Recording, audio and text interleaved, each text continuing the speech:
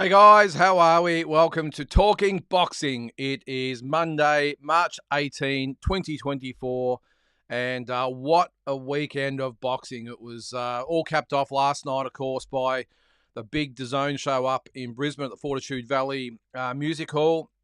What a fight. It was just something to behold. And if you missed it, make sure you check it out on YouTube or I'm not sure whether Tasman have it on the Facebook page or whatever it might be, but Rip and I, and we'll go through the whole event as well. We've got a few in the chat that actually, BJ, you've been beaten to the punch a bit tonight, mate. There's a couple in front of you there. There's Ian Davenport, first off the rank with a big woohoo for everyone. So yes, hit the like button, guys. It's very important apparently to the algorithms, and means a lot to have as many likes as we can. There's Asbot. How you going there, mate? Hope you had a good weekend. First comments you'll get to in a sec there, mate. But so, as I said, we'll go through the weekend show in Brisbane. I really want to talk about the Conor Wallace-Jack Gibb fight because, look, I actually, if I had been sort of held to it, I would have probably tipped Jack Gibb to win this fight. I'd seen him a bit as an amateur, first time about 10 years ago, and I saw a lot of him, trained by Marcus Amato in the Mornington Peninsula, and just a really, really good young kid he was. Obviously, he's a man now, and I really thought that the skill and technique and everything that I'd seen from him might be a bit too much for Conor Wallace, even though Conor Wallace was the far more lauded fighter, I suppose you'd like to say, ranked in all the sanctioning bodies and everything else, but I was looking pretty good in the first round. Don't get me wrong, Conor Wallace is a great guy. I've met him numerous times and well-trained as well. But I thought that Jack Gibb might have had a bit too much for Conor. And as I said, for the first round or two, looked like the tip was a good one. But to Conor Wallace's credit, really adjusted the better, more experienced, of course, and the class shone through. And I thought he just did what good fighters at that level do. They find a way, they adjust, and a great win by Conor Wallace. Let's get into the first comment from Asbot. What do we got there? Chomping at the bit for Zoo Thurman. Tim's looking dangerous. Going to buy this one on the card. The card is good also. Plus, our PS Ryan Garcia is screwed drunk as a skunk on social media. Someone needs to protect this kid. It's an interesting one, Asbot. He has his ups and downs, doesn't he, Ryan Garcia? And was it right? Did I see today that he was sculling a bottle of wine or something on social media? I did see a little bit over the weekend where I think he was live streaming his girlfriend or friend or whatever it might have been. And but then on the other hand, you see him training and looking actually okay. One thing I will say, he looks big as bot. He looks like he's about 75 kilos at the moment. A big guy, and what's it, 64 kilos or just under, or 140 of course. To me, he looks like he's about 175 at the moment. He looks big. So we'll see how we go. Actually, sorry, not that big. Probably about maybe 165. I think he looks at the moment, which is about 25 kilos. 25 pound over the limit. But look, he knows his body. I think if he actually got himself, what do you call it, in control or under control, whatever you might be, or whatever, then I think it could be a chance. So I think he beats Devin Haney, absolutely not, but it could be a better chance. What I'm seeing at the moment, he's just going to be embarrassing for Ryan Garcia. And you speak about embarrassing, you would have seen him shadow boxing in slow motion. Now, I've actually done this in the past myself, I will say. It is good a little bit, especially with beginners and stuff. It lets them really slow down and make sure the technique's right and everything else. Not worry about speed and power. Just get the technique right, because after that, the speed and power comes. So I've actually, as I said, done that myself, either myself or with fighters I've coached, and it's a good technique. But when you're at that level and you're almost doing it like a dance or some sort of ritual, I don't know. And his trainer, Derek James, was just looking at him thinking, what the hell are you doing, Ryan? And then to post it on social media. It all seems to be about the social media at the moment. And you would have seen on the weekend as well, or it might have been a couple of days before that, saying you want to be voted in as president. This guy's got some issues. Maybe he's playing it up as bot, I don't know, but you can only go by what you see. And Ryan Garcia needs to be almost saved from himself. So we'll see how that pans out. What are we, about 4 to 5 weeks away? What's the day? It's the 18th of March. So it's at 33 days away. Is that right? It's a 20. So the 20.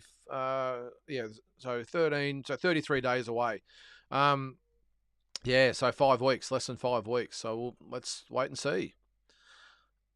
Yes, Asbot got in early. Yep, he won't be happy either. Big J wouldn't have thought. Speaking of the man, since that No Limit D grade content on A grade production and commentary with Tasman had B grade content and D grade production and commentary. I can't make any sense of that, Big J. One thing I will say about last night's show, though, I really like Ben Sava's commentary or analysis or whatever you want to call it. I thought he was really, obviously knows his stuff. He's been around a long time. I know he's butted heads with Jeff Fennick a few times in regards to different things. But look, I thought he brought a bit of really good commentary to the action last night. And I thought Jaya Pataya wasn't too bad either for a little bit of fresh blood in there as well. Very, very raw, of course, Jaya Pataya. He's not a commentator, he's a fighter. But I liked he whacked the headphones on and he did really, really well. But yeah, let me read that again, Big J. I want to try and get my head around it. It's since that No Limit D grade content on an A grade production.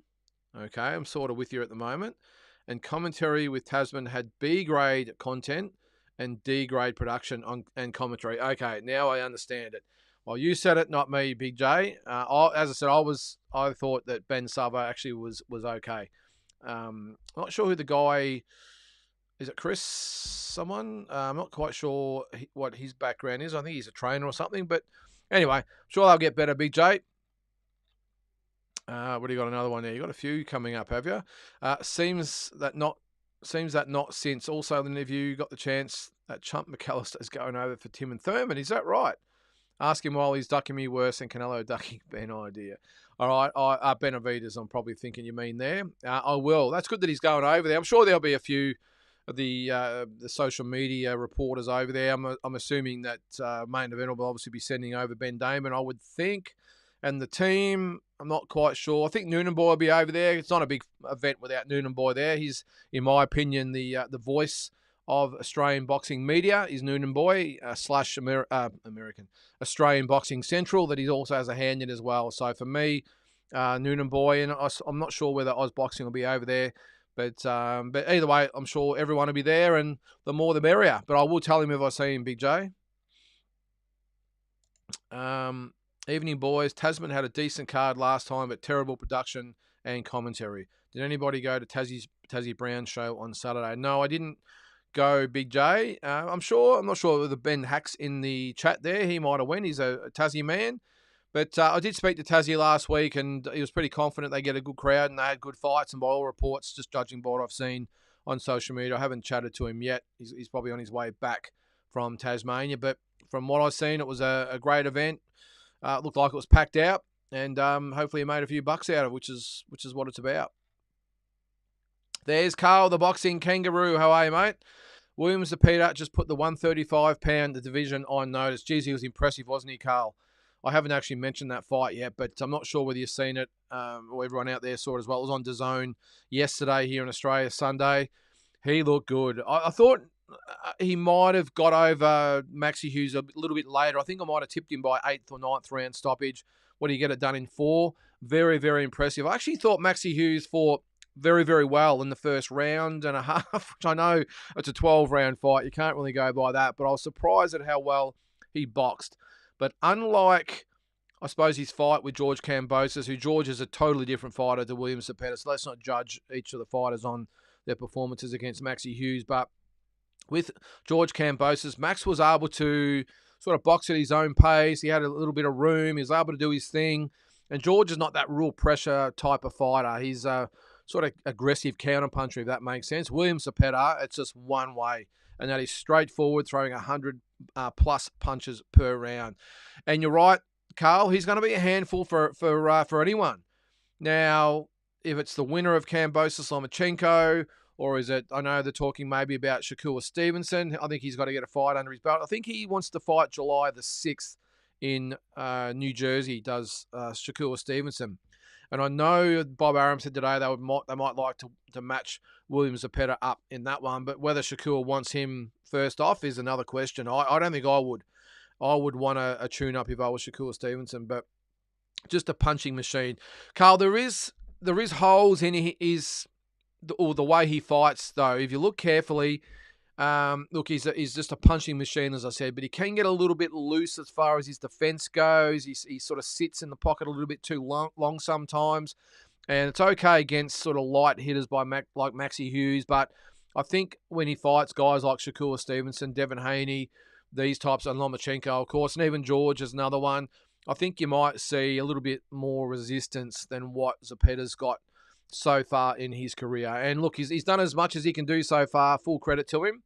But I was just watching him yesterday against Maxie Hughes, picturing him in with one of those elite guys, and I think you would see him wear a lot more punches and maybe not be as brash and keen to get in and mix it up, because those guys like Haney and Shakur Stevenson and Loma, of course, are razor sharp with their punches, reflexes, timing, all that sort of stuff. And just coming forward, throwing 100 punches around is not going to get the job done. But having said that, he did put everyone on notice, Carl. And if you're in with him, you better be fit and ready to go. That's all I'll say about that. There's Andy. How you going, mate? Welcome to the show. Kyle, champion. G'day, Kyle. Shakur wants that fight, and I think it happens. Yeah, as I said there, I think it might. I know there was some concern straight away that Zepeda only fought yesterday, and it's July 6th. What is it? It's about 4 months away. So surely it's not like it was a war and, you know, it was in the trenches and he got cut and busted up and it was a war of attrition. That was a pretty easy fight for Zepeda. So I've got no dramas whatsoever if I was in his team saying, hey, let's go again. Give him a week off, refresh, have a bit of junk food, whatever they get up to these days, reset, and then go again and get a good sort of 10-week camp in, and he's ready. I don't subscribe to this whole thing where you need 6 months off, whatever it is between fights. If you're on a roll, and what's been really showing lately is fighters that are active are getting better and better, like the Joseph Parkers of the world, getting better as they get older because they're fighting more regularly. So Canelo's always done it. And I just sometimes wonder how good someone like a Terence Crawford might have been if he fought 3 times a year, or at least twice. But anyway, that's another topic entirely. All right, we'll go through the comments there. Shamrock11. G'day to you, Shamrock. What are we seeing? I'm seeing more of you lately than I have of my own family. I've been putting a little bit of content out lately, Shamrock. If you didn't see the interview on Saturday, I had Glenn Jennings and Benny Harrington on. It was really good. I was looking a little bit dodgy at one stage because I think Glenn had to duck out and go to the shops. And if you watched it, you would have seen him. I think he was at a Walmart or something. But we got hold of the boys. We're about 20 minutes late, but a really, really good interview from the guys. And that's one good thing I love about Glenn. Doesn't matter who it is or what it is. He's always putting himself out there to be on shows and or podcast, YouTube, normal social media content, whatever it might be, and always gives up his time to preach his fighters. And I think that's great.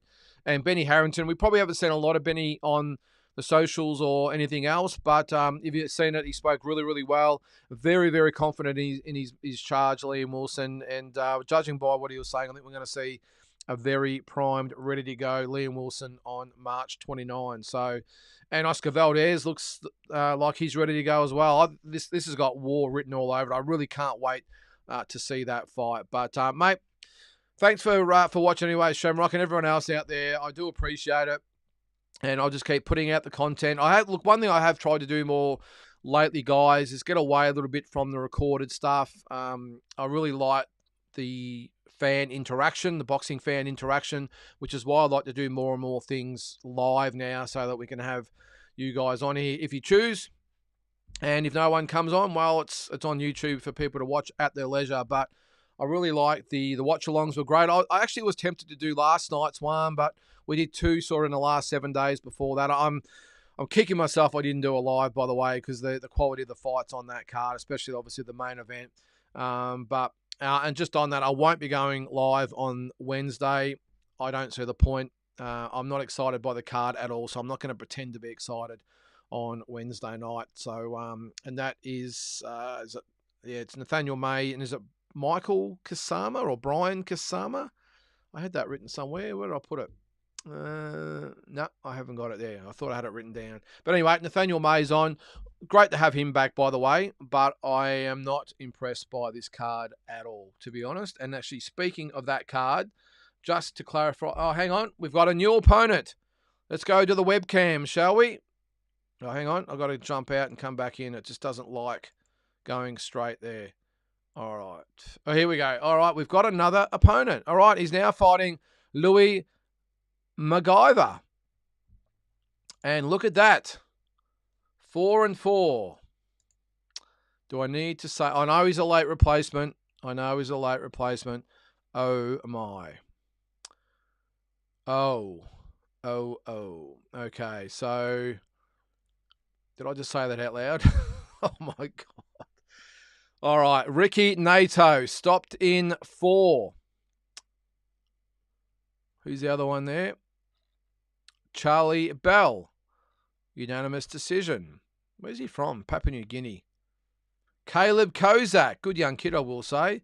Stopped in 2. Look out, he had a win there in Papua New Guinea. Stopped in 3 by Rocky Ogden. Now, I understand this is a late replacement, guys.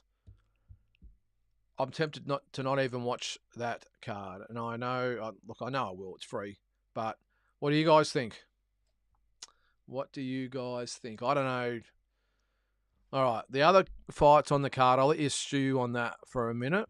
Jason Fawcett, 7-1. Adam Spall, 2-0-1. Oh, this will get the eyeballs glued to the screen. Danilo Creati. I remember him for the fight with Michael Zarafa when he put us all to sleep over 10 rounds. He's fighting Marcus Haywood, 7-6-1. Forgive me if I'm sounding sarcastic here, guys, but I'm just going over old ground. This is a guy worth watching. Darangara Truhala, a really good young prospect against John Wheatra. 0-1. At least, how did he go? All right, at least he lost a 4-round decision. Let me know what you think, guys. Again, I know it's a late replacement, but is this the best we can do, guys? Surely not. Surely not. Especially after last night. Anyway, I'm going to move on before I get on my soapbox. It might be time for a little bit later on. Let's go back. All right. Carl. Shakur talks too much garbage. He does. He's just one of the new age fighters, Carl. Can you imagine if he fought Ryan Garcia? The shit that would be going between those two guys. Let's hope that doesn't happen. I don't look, I'll be honest with you now, Carl. I don't spend too much time on the likes of Shakur Stevenson. He's a great fighter. I love it. Well, his last performance wasn't so great, but I love watching him fight. He's a super talent. But until he gets in the ring, I don't even think about him anymore because he spends more time doing this than actually doing this. So there's too many other active quality fighters out there and good fights being made to even worry about Shakur Stevenson until he actually puts up and shuts up and gets in there with one of these guys that he's talking about. I'm not a fan of him, Carl, I will say. Shamrock 11, I'm keen to learn more about the Wallace card and why Clay Waterman's fight was pulled from the card. I did actually wonder that myself, Shamrock. I've got the event up at the moment. Let's have a quick look at the card. If I go to the webcam there, again, doesn't like me. I'll go back. There we go. I don't know why he was pulled, Shamrock. I don't know. I must admit I didn't notice until last night when I was watching it, thinking I thought Clay Waterman was on the card. Right, a quick look through it anyway. You can see there, Ben Mulville. I didn't watch a few of the early fights, by the way, I will admit. It wasn't until about 3 fights in that I started watching. So Ben Mulville with the win over Corey Crittenden. Max McIntyre with the win over, is that Amiz Eni? Austin Akuso, well, this is no particular order here. Austin Akuso looked very impressive against Titi Motusaga. Pretty game was Motusaga, but Akuso, like his brother, very, very good talent. Matt Floyd, Cole Smith, not a lot of, let's say, exquisite skills there, guys, but a really good, tough fight. And anyway, Xavier Fletcher, Jordan Towns, I didn't see that one. Jake Wiley, geez, he can punch, can't he? Really, really good puncher, really good trainers too. in Luke Meldon and Steve Della. So he had the 4th round knockout of Ashley Houston, who I thought for the first couple of rounds might be on his way to a big upset. He looked really good, did Ashley Houston. Just got caught in the 4th round. And then the main event, Connor Wallace moved to 13-1. Jack Gibb dropped to 7-1. Just a great, great fight that was. And I will say with that, I'll just take your comment off the screen there, Shamrock. The one thing I don't know how you guys thought about it out there, but one thing I was looking at watching the first 2 rounds where Jack Gibb looked come out like a house on fire, looked super sharp. I don't know whether it was by design or it was just the way Connor Wallace fights, but Connor Wallace kept the work rate up, and that was to his benefit. I thought at a couple of stages there, he got caught. He obviously had the blood nose after the first round. I think whether it was Connor Wallace's doing or Jack Gibb's doing, I really would have, if I was in Jack Gibb's corner, maybe told him to take a round off. Now, not so much just clam up, but just take a step back, take a deep breath, and try and get a little bit of range. This is a guy that's never fought more than, I think, 8 rounds. Let's have a look and see just quickly his record there. So before this, the further he'd ever gone is 6 rounds. And you could sort of tell after probably 3 rounds, he was pretty gassed. So, as I said, I would have probably said to him after that 3rd or 4th round, Jack, just look, you obviously got to stay in the fight. You can't just step back and go into your shell and allow Connor Wallace to come over you. But just to step back and just take a little bit of the sting out of the fight to get his composure back, because the whole fight was just at 100 miles an hour. And Connor Wallace loves to fight that way. And as he got into those 4th, 5th, and then ultimately the 6th round, Jack Gibb just didn't settle at any stage. It was just survival mode. No, Connor Wallace used all his experience and know-how and everything to really set the pace and really put the pressure on Jack. But I would have, as I said, just told him to attempt just to take a round, just to settle, because he never settled for me. Now it's obviously a lot to do with Connor Wallace. He's a warrior. He loves to fight, doesn't he? I love the way he beats the chest and gets the crowd into it. He's a character. And obviously St. Patrick's Day as well. So really, really good win by Connor Wallace, and really showed his class. Jack Gibb will be back. I think he did say, I think he only weighed 82 kilos on the night of the fight. Connor Wallace would have weighed 87, 88, I would think, after the weigh-in the previous day. So I'm not sure if Jack Gibb's going to stay at light heavyweight. I'm just thinking if you make 80 kilos, no problems at all, maybe go back to 76 where you got a bit of an advantage. But really, really good kid is Jack Gibb, or man, and I think he has got a big future in the sport. All right, let's keep going there. I might look at this, Carl. Valdez versus Wilson card is insanely good. Let me have a look. I think you did say this the other day in the live, Carl. Let me bring up the card and let's have a look at it all together. It's interesting. I said to Benny Harrington the other day about the female world title fight on the undercard, and he had no idea what I was talking about. He said, I wouldn't have a clue. I'm just there for Liam, which probably makes sense. All right, let's have a look at the card, guys, before we get too much off track. There goes my... don't know why it does that, by the way. I'll go back. All right, there we go. I'll just take your comment off the screen there, Carl, so we can see. All right, so there it is there. Oscar Valdez, Liam Wilson over 12 rounds. We have Sanicia Estrada against, who's at Yokosuka Valley for the, that's the undisputed minimum weight world title. That's awesome, isn't it? So who else we got? Lindolfo Delgado, Carlos Sanchez. Trying to see some of the names on the card there. I thought that Fernando Vargas' son might have been on the card. Maybe. Oh, there he is. Emiliano Vargas up against Nelson Hampton. 10-8 against 8-0. Looks a pretty stacked card there, Carl. Can't wait to see it. Not sure how many of those fights will be shown on TV, on Fox, but hopefully the whole card. All right. Cole says, after Shakur's last fight, he needs to make an impact. He does. He does, Kyle. Very much so. Zepeda versus Shakur would be interesting. Definitely a cat and mouse fight. Oh, look, I think My money would still be on Shakur Stevenson, Andy. I love the fight. I love Zepeda against any of these top guys, to be honest. I think he brings something to all those fights. But I think Shakur Stevenson would have the movement and the footwork, speed, everything like that to make life pretty hard for Zepeda. He's a class act, Shakur Stevenson. And I think someone like Haney would be the same. But against anyone else, even Loma, I think Zepeda would give them a lot of trouble.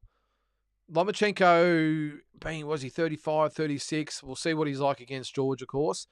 But I think Haney and Shakur would expose Zepeda a little bit. But against any of the other guys, some great fights to be had there. Kyle says, is Valdez Wilson for the interim WBO? No, it's not, Kyle. There was talk that it might be. I did ask the guys on Saturday if it was in play, and Glenn Jennings did say yes, they had discussed it when Navarrete said he was going to move up to 135. But I think because Navarrete still hasn't actually officially signed to fight or vacated the belt, I think he's obviously still got the belt. So it couldn't be in play for this fight. But you would have thought that the WBO might have pushed for Navarrete to make a decision and say, look, are you in or you're out? And if you're not, we need a decision by this date. And if you are going to keep it, that's all good. We won't make it for a title, but if you do vacate, then we'll make it for the full belt. But that's a good point you actually make there. Interim WBO would have made sense too, wouldn't it? But anyway, either way, Kyle, it's not for any belt at all. And it is still over 12 rounds though. So it's obviously an eliminator. Mutsy, anyone know if we'll get the Wilson fight here? 100% you will, Mutsy. If you're in Australia, of course. You're talking about, I'm assuming.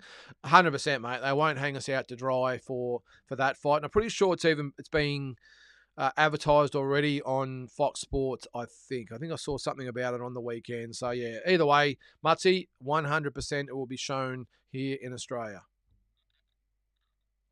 All right, there's Zygmunt. How are you, mate? I see there have been some late changes made to the No Limit card on Wednesday. Yep, we just went through that. Nathaniel May's fighting a PNG fighter, and Daniel O'Grady's fighting Marcus Haywood from New Zealand. What do you say, Zygmunt? What do you say? Again, I understand he's a late replacement. Not much you can do. But to be honest with you, mate, I know they can't. That card's almost worth just cancelling. That's it. That's the quality of it. Nathaniel May will demolish whatever his name was in 3 or 4 rounds, I would think. Probably less.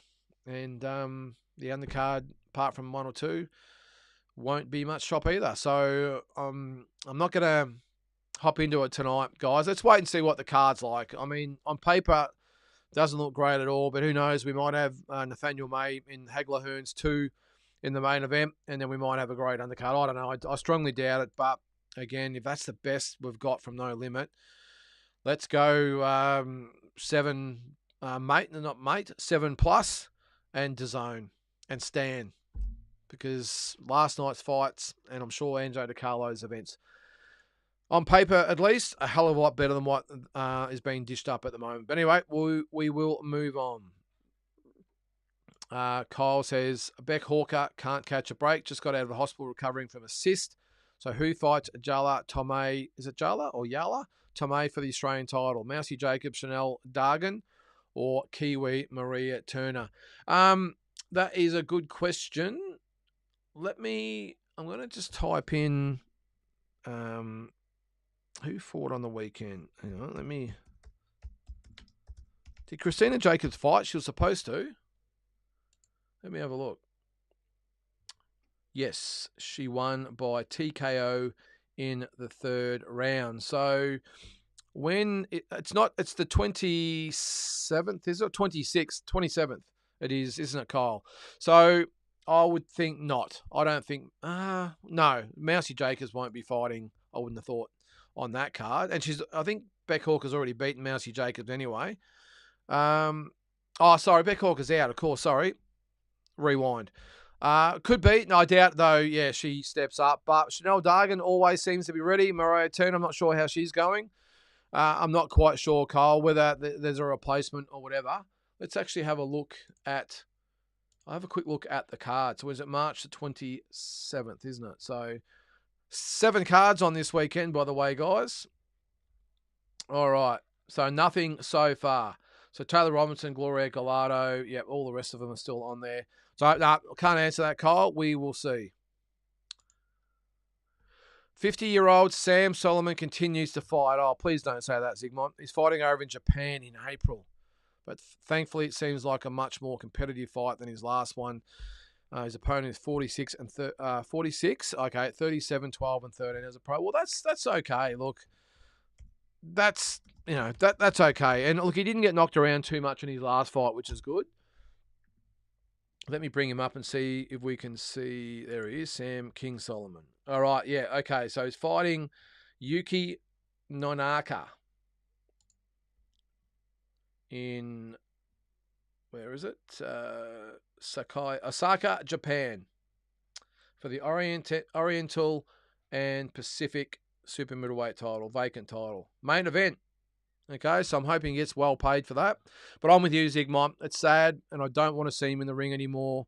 50 years old. No, Sam, please give it away, please. Carl, congratulations interview. Thanks, Carl. I hope you enjoyed it, mate. Look, you're only as good as the people you interview, to be honest, Carl, and that's what was great about. I mean, Glenn is always up for a chat, always loves to give as much content as he can out about his fighters. And that's why I like interviewing guys like Glenn rather than the fighters themselves. One, because the fighters get interviewed 20 times by 20 different people, sometimes more. They get asked the same questions. They give the same answers. That's why I like to have people like the manager, the trainer. I don't care. It might be the father or mother or whoever, but that's why I don't interview a lot of the fighters, because, as I said, it just gets done to death. And you don't need me asking the same questions that everyone else asks. So I like to go in sort of a different way and get some content from people that we don't sort of hear a lot from. And that's what was great about having Benny Harrington on, because I haven't really seen him interviewed before. So it was great to see some input from him as far as Liam's training camp goes. G'day, Glenn. How are you, mate? Welcome to the show. You're over the BS we're getting for. I'm well and truly over it, Carl. Well and truly over it. Look, I will be honest though, Carl. I'm not that stressed about it now, because you know what? We've got Tasman Fighters on DAZN. We've got Ace Boxing on 7+, and we've got Icons on Stan. So we've got plenty of other options.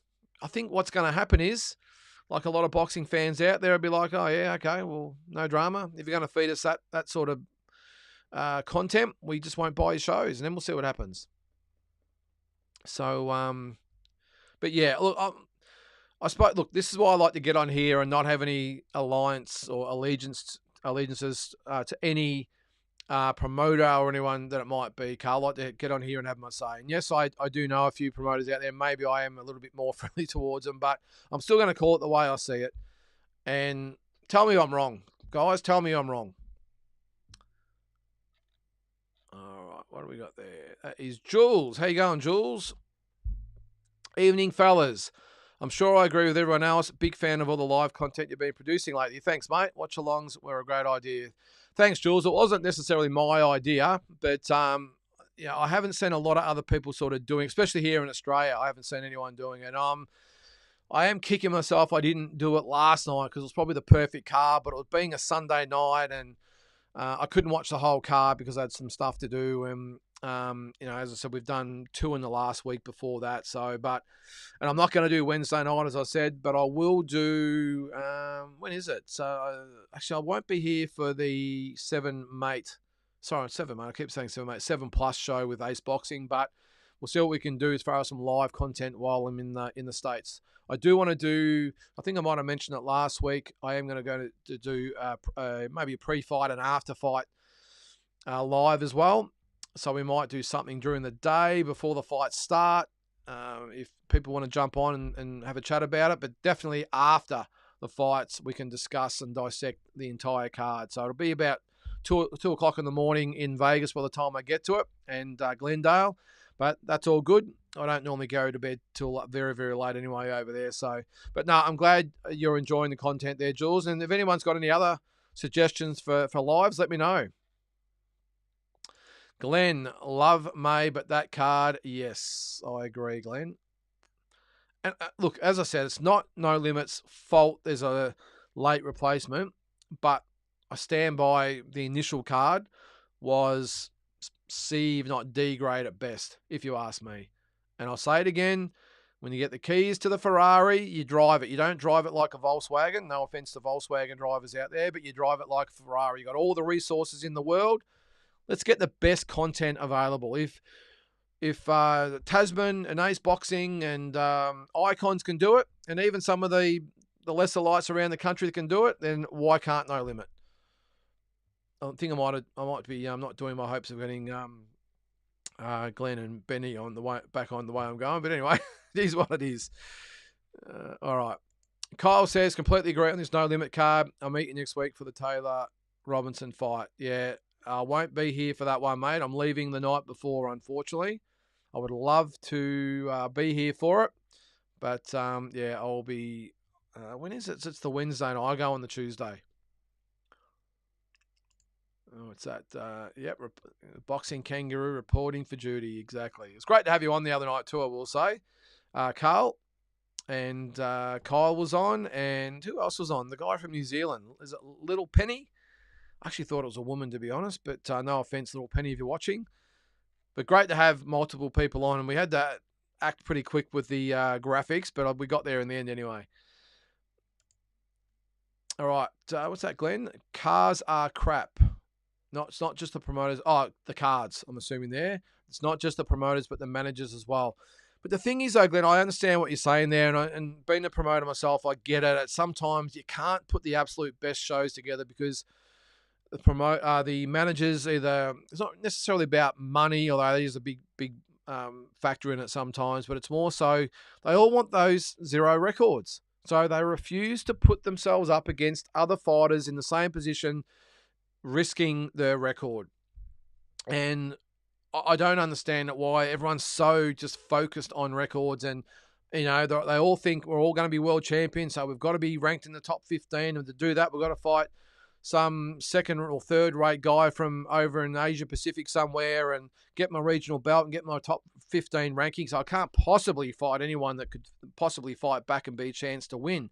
That's what we're up against, and that's what you said there is a good point. The managers, that's what it is. Trainers as well. A lot of the fighters, trainers are their managers as well. But either way, it's all just about, no, we couldn't possibly fight that guy because, geez, we're not a 90% chance to win. We're only a 70% chance to win. This is what you deal with as a promoter. But when you have all the resources again of all this money to spend, you got to put on a quality main event. You've got some good cash to spend. Why not put it back into the fights? I don't understand it. But anyway, there's a good question. Is Shakur really a super talent? Well, Olympic silver medalist, Glenn, two-time world champion. I think he's a super talent, but we haven't seen him in that really career-defining fight yet. I know he fought Valdez. I want to see him in with, Zepeda would be great, but a Lomar or Cambosis or a Haney, of course, Davis. So many good fights out there for him, but I'm just done with fighters like him, to be honest, Glenn. Just, okay, when you got a fight like him, then I'll worry about you. Until then, just shut up. Jules, how good was yesterday's Tasman card? Hadn't seen much of Jack Gipp and was super impressed. Thoughts? Yeah, well, as I said earlier, Jules, I saw him as a young amateur back in the day, about 10 years ago, and I was really impressed by his talent then.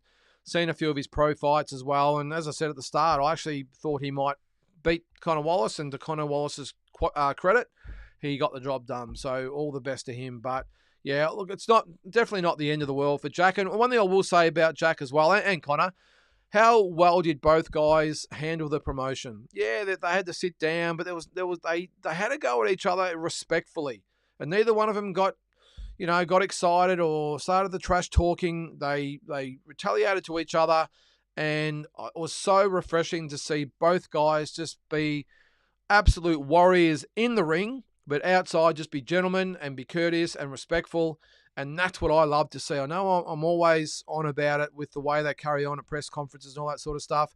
Give me that type of event any day of the week. Just two guys who knew what they were capable of, had full respect for each other, and treated each other accordingly. But when they got in the ring, holy shit. And that's why you don't need this shit they get up to in the press conferences. You don't need it. You know, this Haney Garcia crap we're seeing over there, and Rowley and Cruz, and it's only one way. It's Rowley, of course. But you see where I'm getting at with it, that in my opinion, you don't need to do that to sell the fight. Because last night's fight is one of the best fights I've seen in a long, long time. It will probably win Fight of the Year here in Australia, even though it's only mid-March. That's how good the fight was. But as I said, just totally refreshing to see two guys with respect for each other who still put it all on the line in the ring. And even after the fight, I was even more impressed. Jack Gibbs spoke very, very well, accepted the fact that he'd had 7 fights. Probably was a little bit early for him to be probably with a fighter like Conor Wallace, but didn't use it as an excuse. He said, look, we wanted to fast-track my career. I knew it was going to be a tough fight, but I wanted to test myself, and I went in there and I gave it my all. And then Conor Wallace, on the other hand, said the opposite. Well, along the same lines, great to get the win, but full respect to my opponent. That's what you want to see, guys. That's what you want to see. These other circus acts we're seeing from other fights, give me what we saw last night any day. And I hope there's some other fighters out there that realise you don't need to just act like a peanut to sell tickets and have eyeballs on the event. Mutsy, the old battle axe Wade Ryan fighting Takeshi soon too. Is that tomorrow night? That's a good question, Mutsy. Let me just type it in. And I've got to apologise to Wade Ryan. I didn't mention him in my weekly roundup, and I had it on my run sheet and must have skipped over it, so apologies about that. I'm not trying to diss him on purpose. So he is fighting on March 18th, which is tonight. So I would check Fox Sports, guys. And although it's not a big fight card by the looks of things, so it's a main event, but maybe check either DAZN or Fox Sports, I would think, and just check, because they normally put their Japanese fights on. But anyway, check it out. But all the best to Wade Ryan. But that fight is tonight. The card would well and truly started now. So after this telecast is finished, I'll just fix my screen there. Go off and watch that fight. All right. Big J. No Limit has really done themselves a disservice for this card on Wednesday. Excuse me. If they were smart, they could get me versus that chump Jai. And even the simp. That's not very polite. Big J to Kyle, the simp, the same night, but I doubt they've got the guts. Let's move on. I've got to go over these comments before I put them up, I think. Glenn says, love Ben Sava's commentary. Yeah, well, he's a guy that knows his stuff, Glenn. And this is what it's about. It's a guy who knows what he's talking about, who doesn't try and overcomplicate things, doesn't try and get all excited and, try and create excitement that's not there. He's just very measured and tells it the way it is, and it's easy to understand for the basic fight fan out there. Sometimes you get commentators and analysts, and they get a little bit too complex, I suppose. They get a bit too clever and try and put all these different spins on the analysis. Ben Savage just says it the way it is, that the average fight fan can understand, and says it very measured and knows his stuff, more importantly. Because how many times have you seen fighters or people on these commentaries, mainly the main event ones, I will say, who have no idea what they're talking about? They're journalists or rugby commentators, whatever it might be. At least get fight people or boxing people on these telecasts. But I'm with you, Glenn. He did a very, very good job last night. Tommy B, how are you, Tommy? Evening all. Agree, Carl. I reckon Zepeda gives any of those blokes at 135 a very hard fight. Also, Wade Ryan in action tonight over in Japan. Yes, 100% agree there. There is my wife, Tara. Evening, gents. Kyle, I'll let you sort that out with Big J there, mate. Mutsy, is it televised here? Just check the guides there, Mutsy. But I wouldn't be surprised, as I said, that Wade Ryan's fight might be streamed somewhere. Let me actually have a look while we're going. See if it's on. Where is it? Actually, I don't know if I can bring the guide up as I'm going. I've got one of those Surfshark VPN things, and it just blocks everything. No, it's not going to let me. Let's see how I go with DAZN. Probably nothing there either. All right. Riveting stuff here, I know. Guys, no, it's not getting me. All right. Big J felt sorry for Beck Hawker. Very sad. Yeah. Look, and she's a warrior. I did hear a rumor about someone that she might be going to fight, which raised my eyebrows a little bit. But I really hope we get to see that fight. I'm not going to say anything because it obviously hasn't been announced yet. But the fighter they were talking about, her maybe fighting after this one, I thought, wow, that could be a real barn burner. But for Beck, yeah, I think she had a cyst and it ruptured and she had an operation and she went home and it was infected and had to come back and everything else. But either way, she's not fighting on the 27th. So what on earth is Paulo Acuso doing? He seems to have adopted the Yankee stance by not fighting. Well, he's fighting next week, Carl. He's fighting. When is it? I'll bring up. Where is it there? Hang on. What have I done there? I'll go back there. Sorry, guys. All right. So she's fighting. He's fighting Paulo Acuso. He's fighting. There's so many shows this weekend. So he's fighting this weekend. I'll bring up the show so you can see it there. When this works. All right, so you can see there. So he's fighting Emmanuel Dunso, 35-7.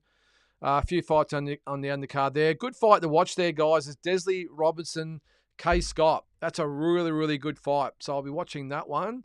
I'm not quite familiar with the other fighters on the card. So I think it's about those main two fights on the bill. But so I'm not quite sure about Emmanuel Dunso. So yeah, his only losses were just some quality guys there, but on a 3-fight winning streak. So it shouldn't be too bad there. But yeah, we'll keep an eye on that. So that's this Saturday night. So check it out on Stan Sport. Oh, there it is, Carl. Yep, Emiliano Vargas is one hell of a prospect. I'm not sure which Vargas he is, Carl, but a quick little story before we move on. I think I might have told this story last week on one of the lives, but when we were in Vegas back in September 22, Tazzy and we went to one of the gyms in Vegas, and all three Vargas brothers sparred Jorge Linares. And Jorge Linares obviously is a great fighter, absolutely went to town on the three boys, but all three boys hung tough and gave as good as they got. And Jorge Linares was throwing some bombs and really putting it on the young guys, and all three of them held up very, very well. So they've definitely obviously got the fortitude to be fighters and obviously the talent. So we'll just see how they go. But as I said, Carl, I'm not quite sure which this one was or is, but all three very, very impressive. And really nice young guys they were too. Really good guys. Glenn says, Paulo Acuso is a total joke. Be forgotten within 2 years. Okay, well, Glenn, I must admit, mate, I've said on here a few times that I was bewildered that he left No Limit, especially for the reason that he said, that he wasn't getting the attention and whatever, after he just headlined his first live Fox Sports show, by the way. So I don't know what advice he was getting, but I've just got a real fear, unless he gets picked up by one of the main promoters in the States, that he's just going to fight in obscurity on Stan Sports. It's great to have him on that platform, by the way, but this is a guy, I think, that needs one of the big promoters in Australia behind him, and if it's not someone in Australia, then he needs to hook up with a Matchroom or a Top Rank or one of those types of promoters, because the guy can fight. He's got all the ability in the world. I've got no doubt he has the ability to win a world title, but yeah, in his current situation, maybe I'll be proved wrong. I'm just not convinced that under the current umbrella that he's under, Icon Sports, or Icon Promotions, that we're going to see him getting the opportunities that he needs. Let's see. I'm sure him and his team did their due diligence and did their homework before leaving No Limit for Icons, but this is a card that's sort of almost been forgotten about a little bit. But let's wait and see. And yeah, Carl, it's a shame the kid can box. He sure can box. Very, very impressive. There's a link on Wade Ryan's Instagram and Facebook to watch the fight. I think it's too long to fit here, but I'll see. Okay, thanks, Tommy. Awesome. So, yeah, if you're out there and you want to watch it, if it's on Facebook or whatever, then check out the link. Carl, stop holding back. Tell us what you really think. Carl, I'm going to Glendale to see Liam Wilson fight. And no doubt the No Limit boys will be there. And I've got a feeling I'm going to probably cross paths with them at some stage. So, look, they probably don't even watch the show. They don't even care. But I'll be happy to explain myself. If I get a please explain, no problem whatsoever. But yeah, I think I've had enough to say about it, Carl. But I will say again, this card on Wednesday night, in my opinion, is the worst card that No Limit have ever put on, ever. So, just my opinion. This card shouldn't be on national TV, especially when you have some of the content that's being put out by some of the other guys. And I know the other promoters do have their platforms as well, but I'm looking at even this weekend in what do we got? So we've got even what is it? Wildfighter's got Max Reeves, Adrian Rodriguez. They've got Blake Wells on the card. Always comes to fight. So they've got some good fights on there. And that's probably the only one of note. Who's this one here? Tyson Turner, Tongo. That is a cool name, isn't it? Hang on, let me bring that up just quickly. So this is even a card I'd like to see again. I'll bring it up here just quick. I know I'm going back and forth here, guys. But check this one out this weekend. Tongo. 6-0, Tyson Turner, 7-1 for the IBO Asia Pacific Cruiserweight title. You got Alaboot, really good young prospect. Jessica Adams on there. Amber Amelia always comes to fight. So, look, not that this is a massive card, but I'd much prefer to watch this card, this one with Tongo on there, the big cruiserweight, and Tyson Turner go at it, than the No Limit one. So, anyway, Glenn says a D against Chumps. Who exactly has he beat? Who's that, Glenn? Just elaborate there, mate.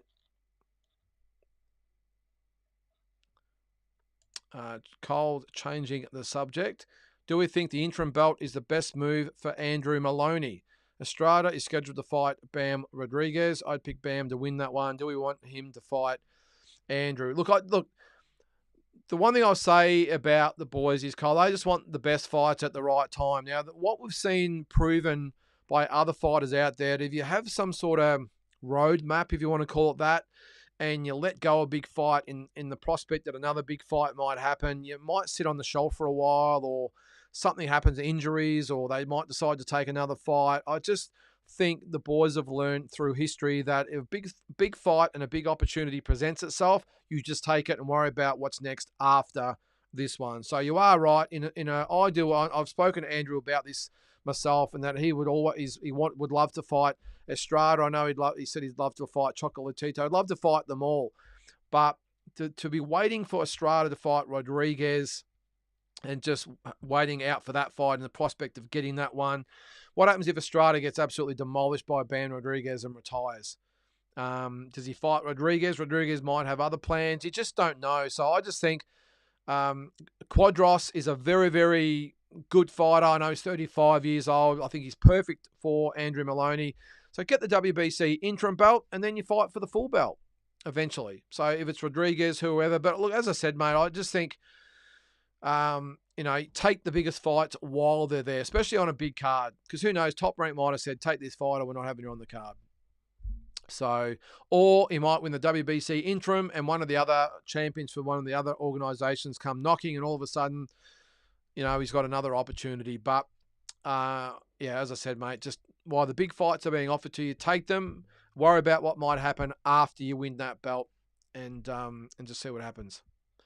Yeah, Carl, Estrada, no slouch, but he's been inactive. Also, Bam winning that one in an absolute barn boy. It'll be a great fight, Carl, no doubt about it. I think Bam Rodriguez wins that fight, but it will be tough because Estrada, these world champions, regardless of age and how many miles are on the clock, they always still come to fight, and they won't give up their crowns easily, and they won't pass the baton or the torch, whatever you want to call it, without one hell of a fight. So I'm looking forward to that one. I think it's going to be June 29 in the States. I had that written down somewhere. Phoenix, Arizona, June 29th. That is. So That will be a great fight, mate. Should have stayed on WBO path. Well, as I said, Kyle, you can be on one path, but then you can switch. Like, who knows? If he wins his fight, is it Tanaka? Nakatani is the one he fought. Tanaka is the one he could fight. Look, so many different things in play. I just get the WBC interim belt and just see what happens. That's all he can do. That was the first time I seen Benny, and I liked him, mate. That's Benny Harrington. Yeah, really, really nice guy. Hopefully I get a chance to catch up with him when I'm over there. I'm not quite sure who's going to be covering Liam Wilson's fight while we're over there. I did put in for a press pass with Top Rank. I doubt I'll get it. I mean, only having a YouTube channel, I doubt they'll be giving them out. So we'll see. But if not, I'll be doing as much as I can. But it'd be nice to have a spot at the fights, because I just want to get to the weigh-ins. I've got a feeling these weigh-ins, they don't let you in. I'm not that stressed about the fight night itself. I have had press passes in the past, and they don't let you film or do anything while you're there. And I like to film and get footage, so I'm happy to sit in the crowd with my iPhone and get as much footage as I can. But I really want to get to the the weigh-in, because obviously they will televise it, but I'd like to sort of get maybe a word with some of the fighters and just hang around and see what happens. But so I might have to touch base with Benny and see if we can smuggle me in, but we'll see how we go. Any word on what's next for Vegas? Larfield, we haven't seen him since the close points loss against Albert Nolan. I see he's back in training, Zygmunt. I don't think he's actually got anything at the moment. Let me put his name into BoxRec, and we'll see whether... I should have asked Benny about that the other day, because I did ask Glenn about his fighters, but forgot to ask Benny. I forgot about that. So nothing at the moment, mate. That was September last year, so it's been 6 months. Look, my maybe spin on it, Zygmunt, is that maybe they've just pulled him back. He's only a kid. I think he's only in his early 20s, so if that. So maybe they've just decided to pull him out for that 6 months and really work on a few different things, maybe get a few rounds into him as far as sparring and some extra experience before bringing him back. But maybe he just needed a rest. He's actually been pretty active up till then. He had 3 fights last year in the space of about 6 months. So maybe they're just giving him a bit of a rest, or maybe, hit the table there, or maybe the fact that Benny's been so busy with Liam Wilson that they've decided just to put him on the sidelines until this fight's over, and then they might get another 2 or 3 quick fights into him.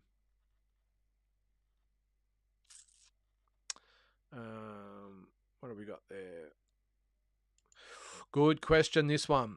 Where does Hardman go after his loss? Yeah, because we haven't had a show since last week, have we?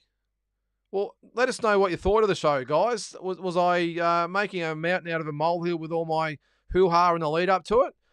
I'll get to the main event in a sec. I've got a little bit to say about that.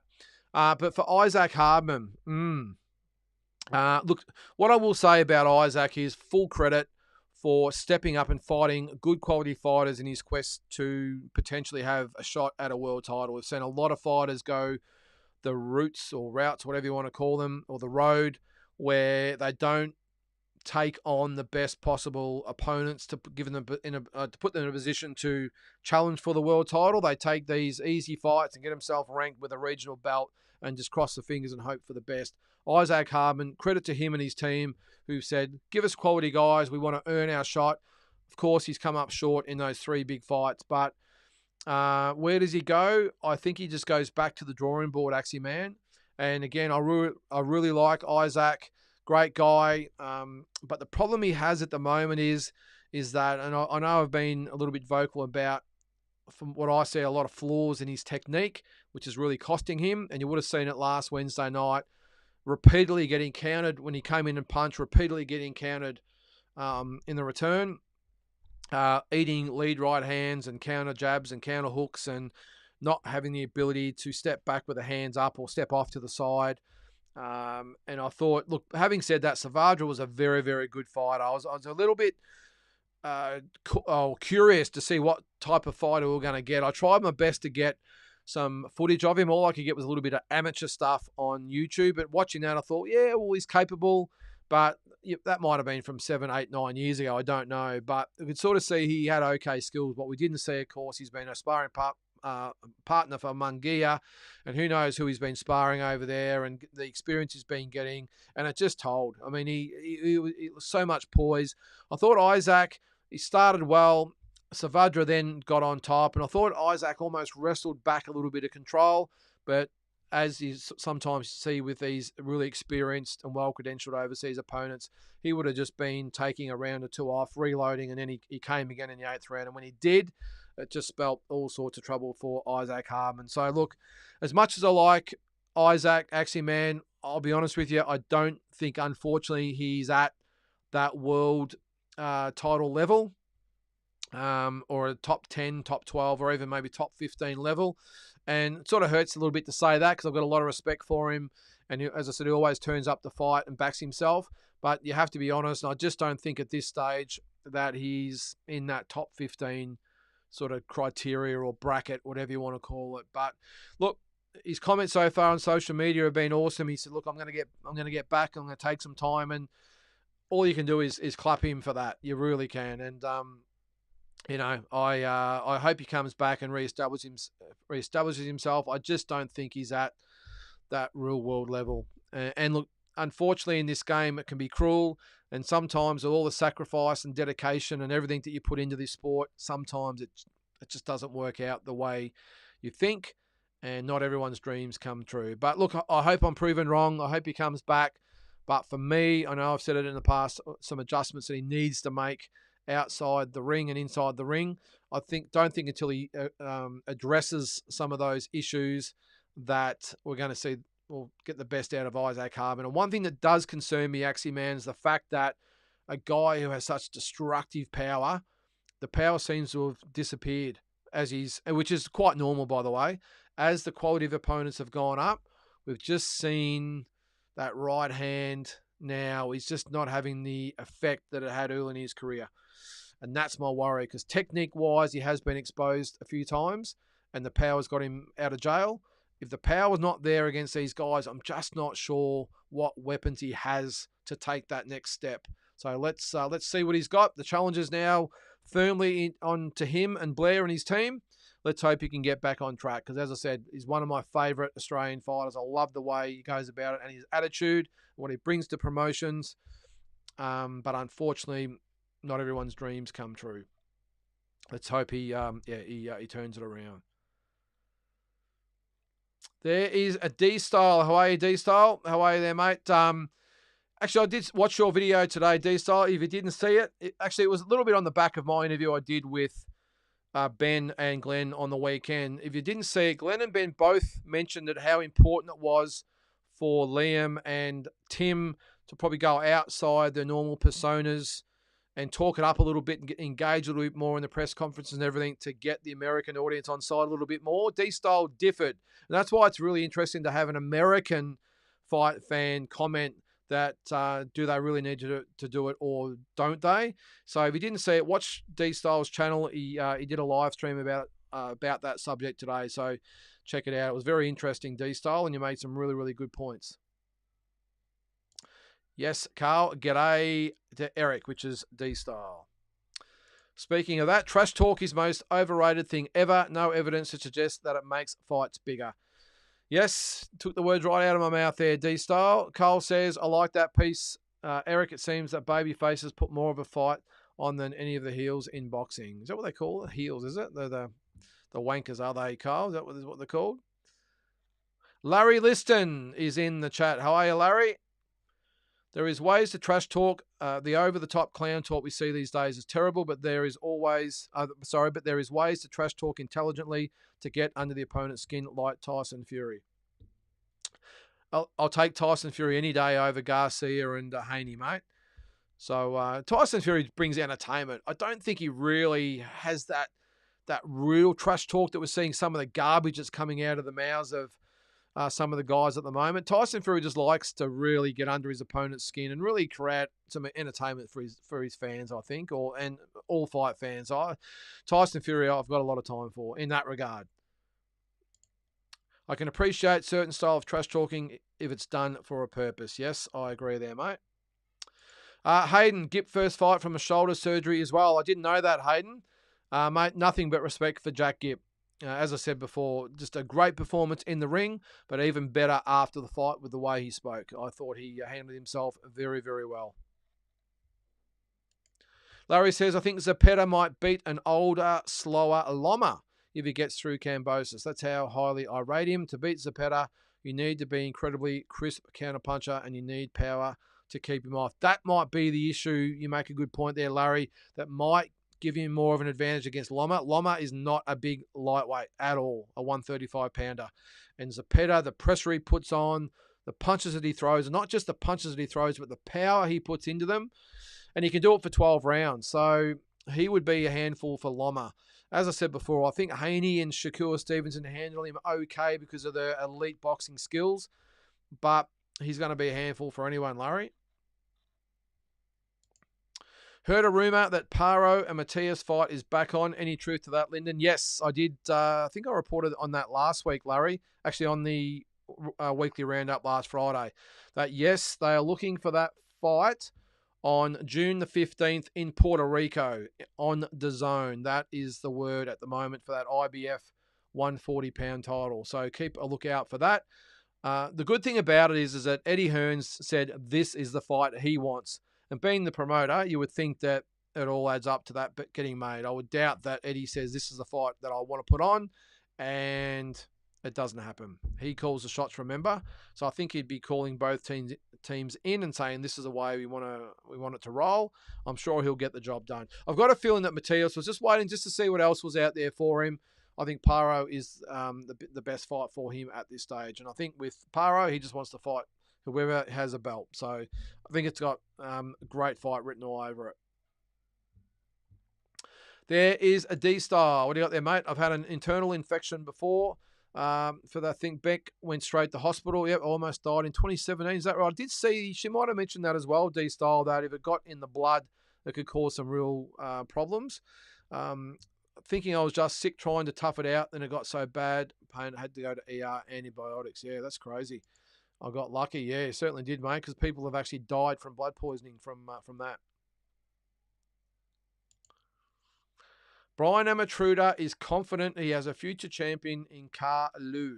He got another another win on Saturday. He's a minimum weight and be lucky to be 5 foot tall.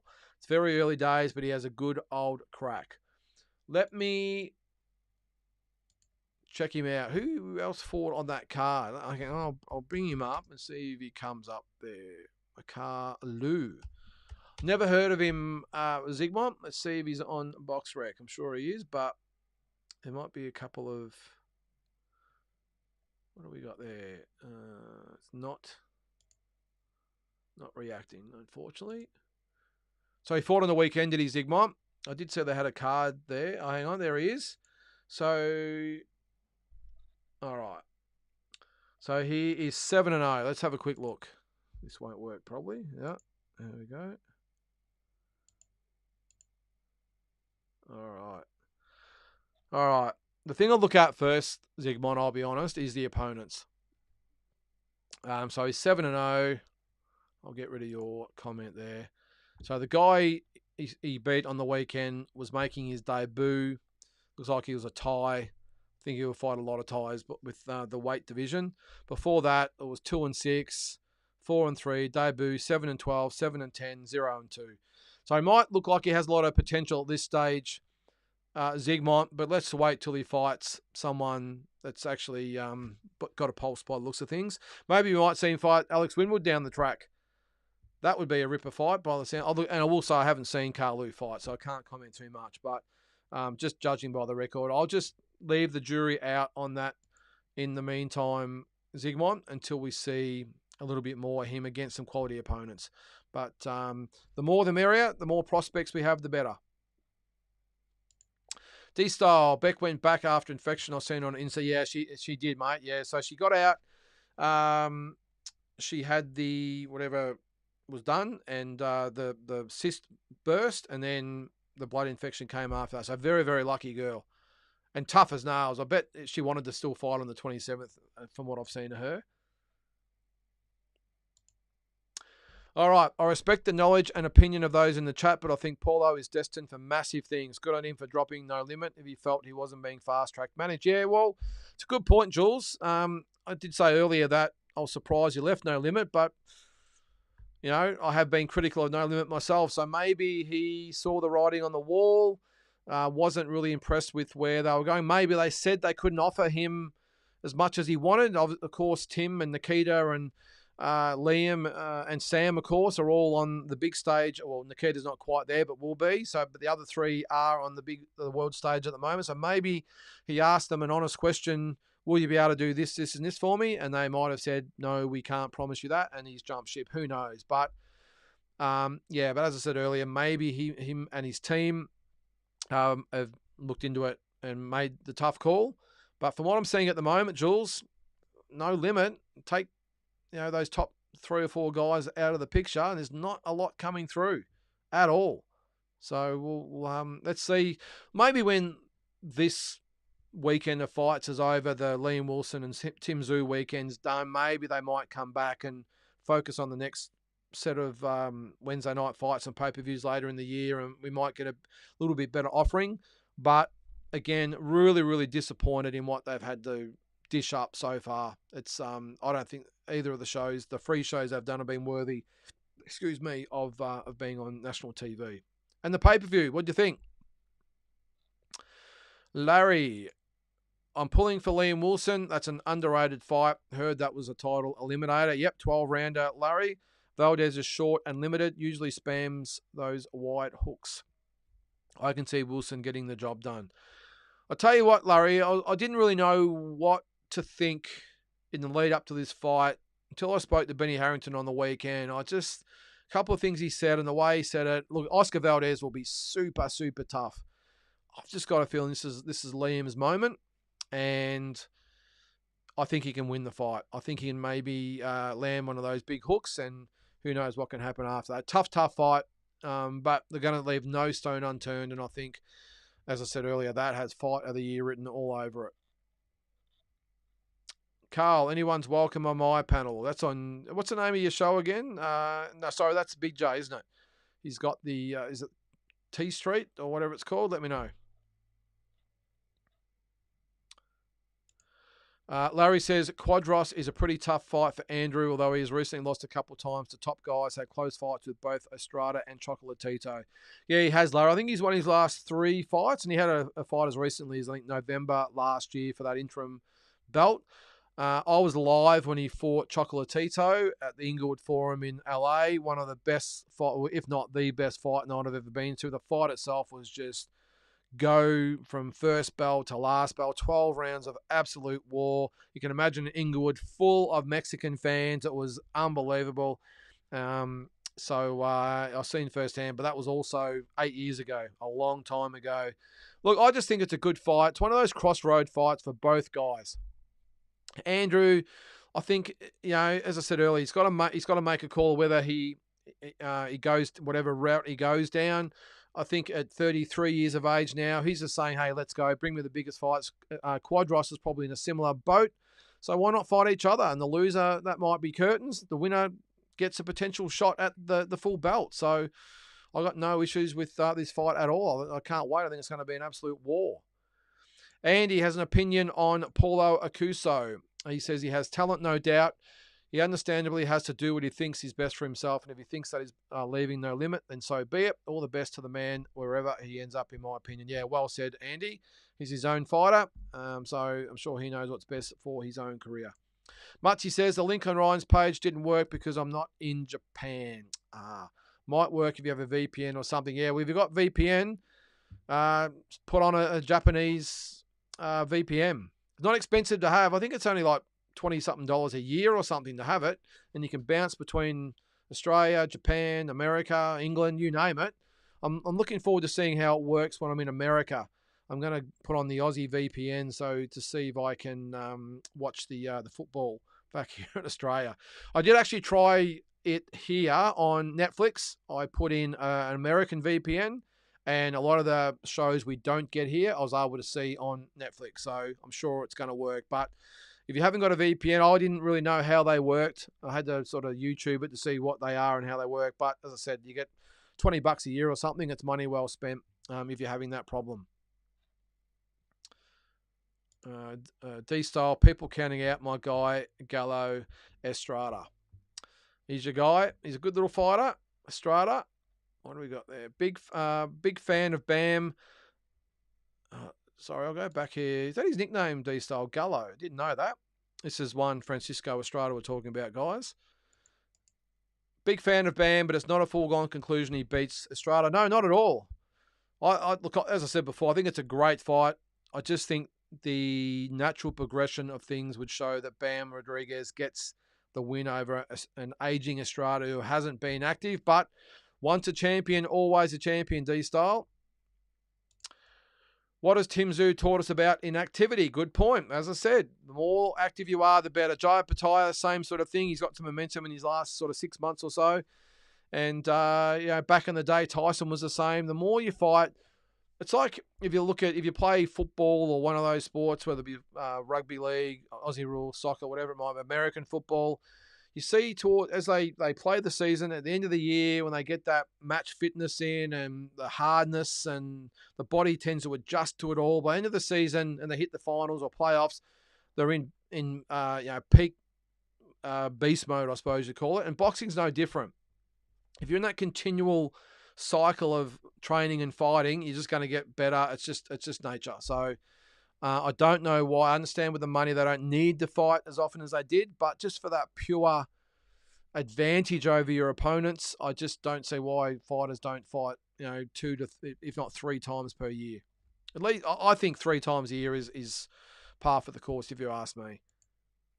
If Andrew wins, he can fight the winner of Bam Estrada. That would be a huge opportunity.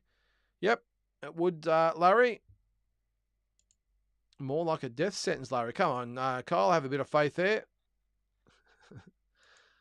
Andrew should have gone down the Tanaka route. It's much safer with a much bigger payday. But no guarantees, Kyle. There's no guarantees in sport, in boxing especially. So D-Style says it's a big. This is a big card, Kyle. Andrew's going to be watching Australia, America, UK, and Mexico. I think it's right fight at the right time. Yes, D-Style, you agree?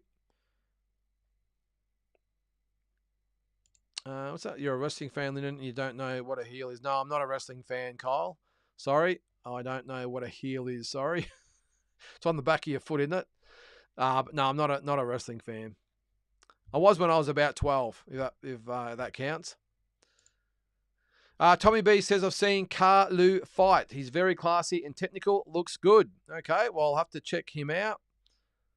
Kyle says, Tim Tszyu and Sean Porter just did a clip on YouTube. Take a gander. Okay, I'll check that one out. If you haven't seen on YouTube as well, the PBC YouTube channel, they did is it called Gloves Off? Or I think it's called. Like a 24/7 concept. Really, really good. They did one. I think there's 2 episodes out now. Just awesome content. Really, really good insight into the fighters involved. Tim Tszyu, I thought was really, really well spoken. I thought Keith Thurman was surprisingly very well spoken as well. I know he is a good talker, but without all the razzmatazz, just to see him at home speaking matter of factly. I really like him in the gym speaking about his late trainer. So I think it would put a more I won't say human spin, but a more down-to-earth type of spin on who Keith Thurman is, and we got a bit of an idea of what it's like behind the scenes. I liked even Roller Ramiro. He's got a little pet chihuahua now. Isaac Cruz,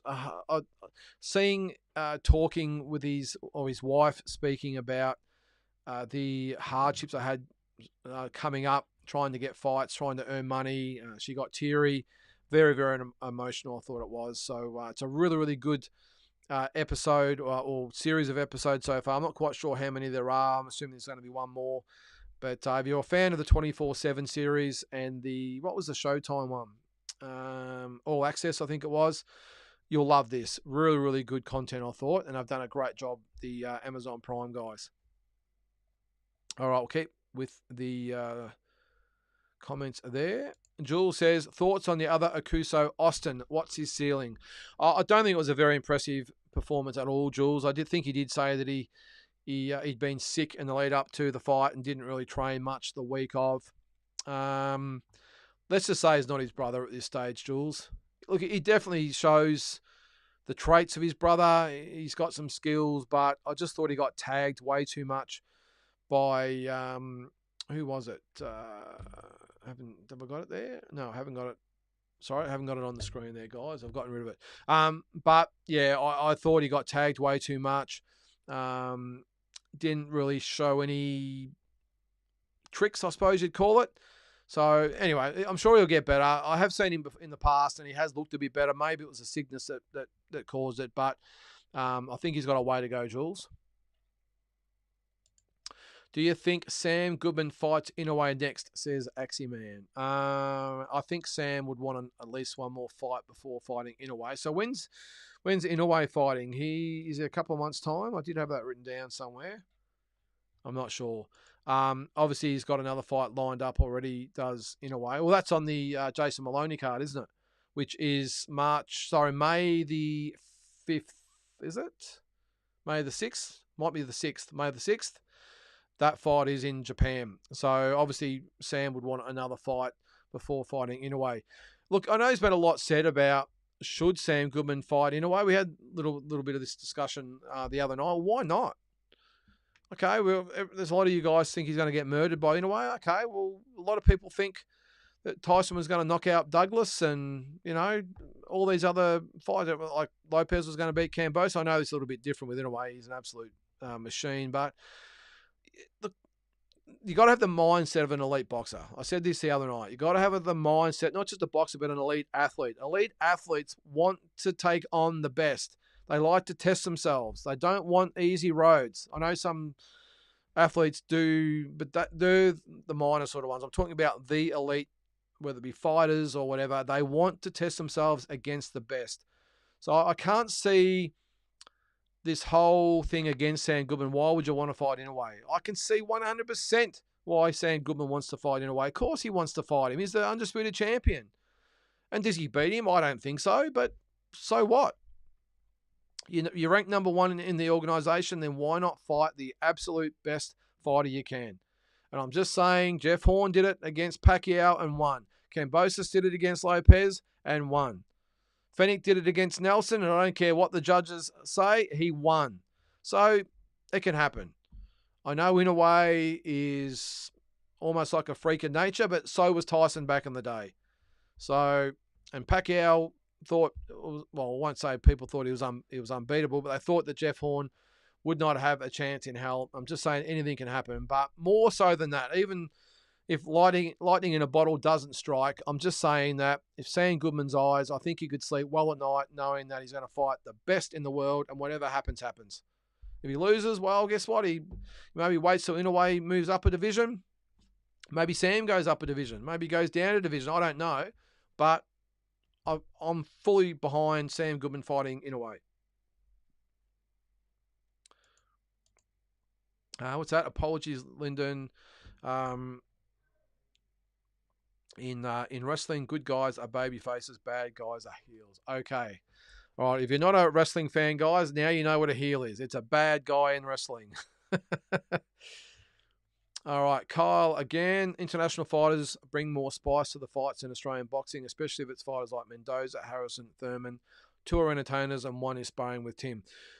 That's really good in theory there, Kyle. At that level, it's great. The problem we've had in the past is that some of the international fighters they've brought over should not be sanctioned to fight in Australia. They're being brought over purely to pad records, and a lot of them get knocked out in 1 or 2 rounds. They go home, lucky to get paid just peanuts to come and fight.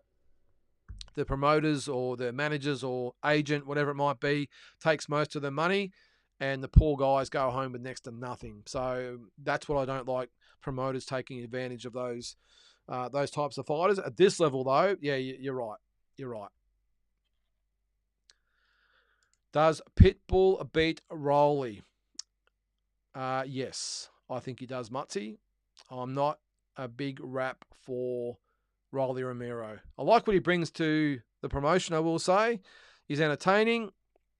What is it just me? His voice, does he seem like he's almost like a little 14 or 15-year-old kid, the way he speaks? He's got a really squeaky voice. His sentences tend to not really put together. Maybe I'm just reading too much into it, but I like him as an entertainer, as a fighter. But I just think Pitbull. I think Pitbull has a bit too much. I think he'll work too hard for him. I think his work rate will be too much. Punches pretty well as well. Does Pitbull? Got good power in there as well. So I think he overwhelms Riley. Not on by knockout though. I think it'll be on points. Cole says he smashes him. Yeah, okay. All right, Larry says, I could see Goodman fighting Fulton, who recently moved up to 122. That's a winnable fight for Goodman. I actually had Brandon Figueroa beating him. Yeah, that's probably not a bad fight, Larry. I think it all just depends on Inoue. Now, look, maybe what might happen with Inoue, he might get past his next fight and then go, you know what? I'm either going to go back down to 118, although I doubt that would happen. He's given up his belt, or I'm going to, again, dare to be great and go to 126. Which probably makes more sense if he looks at the 122-pound division and say, well, I've beaten Fulton, I've beaten all the other guys. Goodman doesn't really get me excited, so maybe I'll go to 126. Then we might see Sam fighting for the vacant belts. Now, as far as us having an opportunity to have another Australian world champion, I think that would be the best scenario.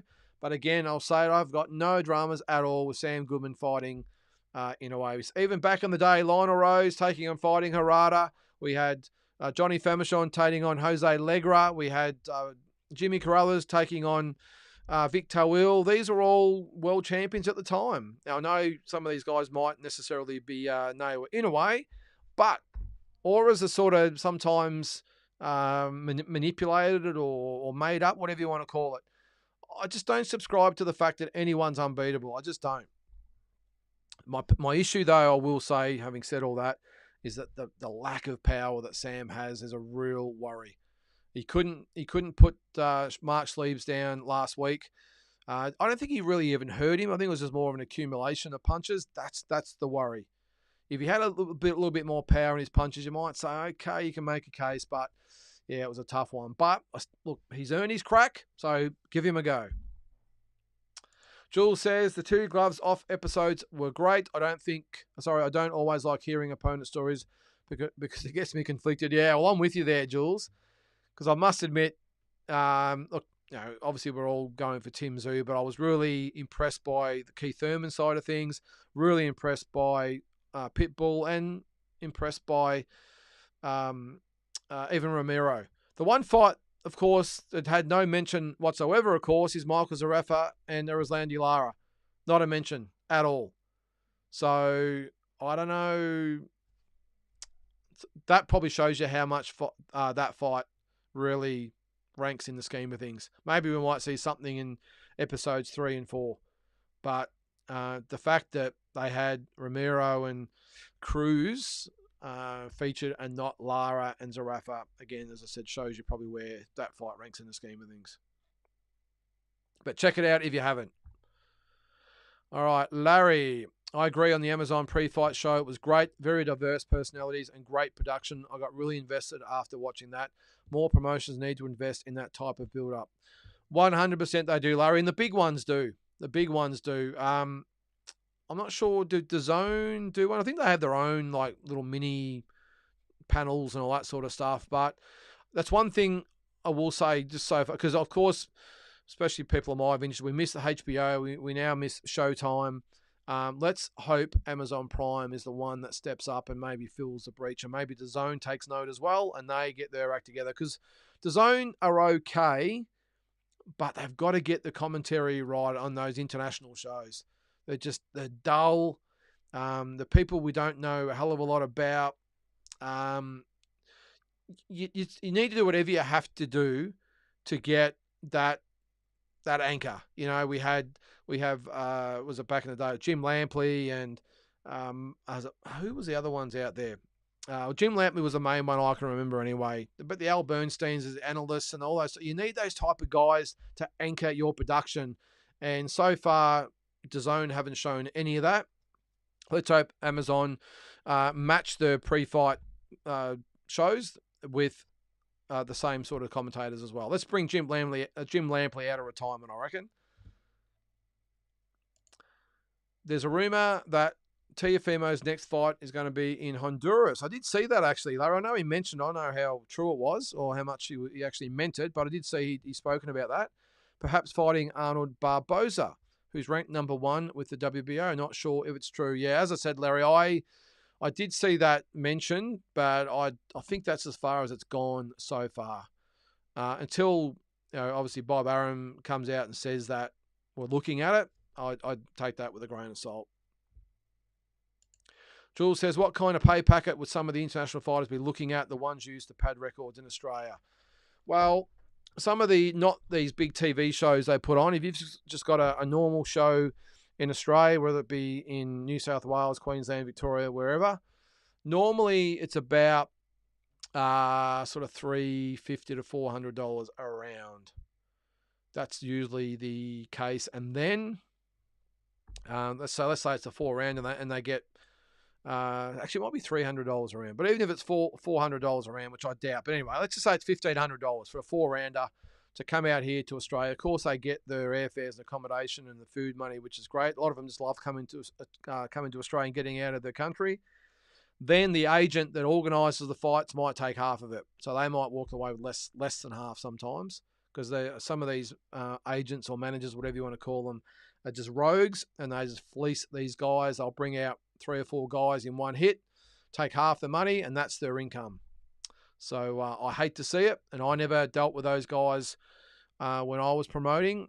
So, I don't like to see it. But that's probably something you can sort of base it on there, Jules. You'd be looking at, let's say, a 4-rounder, about $1,500, just for a prelim undercard.